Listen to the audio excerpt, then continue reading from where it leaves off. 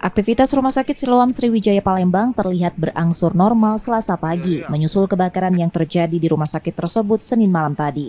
Kaca di lantai 2 rumah sakit yang diduga tempat asal percikan api yang menimbulkan asap masih terlihat pecah. Sejumlah petugas keamanan rumah sakit masih mensterilkan area sekitar rumah sakit. Sebelumnya, Senin malam Rumah Sakit Siloam Sriwijaya Palembang mengalami kebakaran. Dari kejadian tersebut, perawat dan petugas mengevakuasi pasien keluar gedung rumah sakit, terutama pasien rawat inap ICU di lantai 2, 4, dan 5. Mereka ditempatkan di areal parkiran gedung rumah sakit yang bersebelahan dengan Stadion Bumi Sriwijaya dan Mall. Polisi dan pemadam kebakaran yang tiba mengatasi kejadian tersebut. Diduga sementara api muncul setelah terjadi arus pendek listrik di salah satu ruang poli rawat jalan lantai 2 rumah sakit. Karena kan poli ya, titik awalnya kan dari poli rawat jalan. Yang di lantai 2 ya, Dok? Sudah tutup.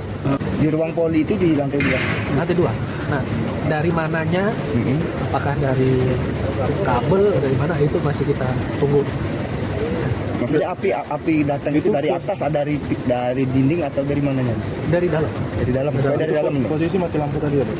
Karena sudah tutup. Tak ada korban dalam peristiwa ini, pasien juga sudah kembali ke ruang perawatan masing-masing Senin malam.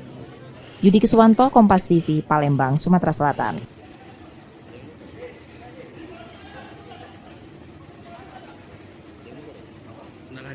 Belum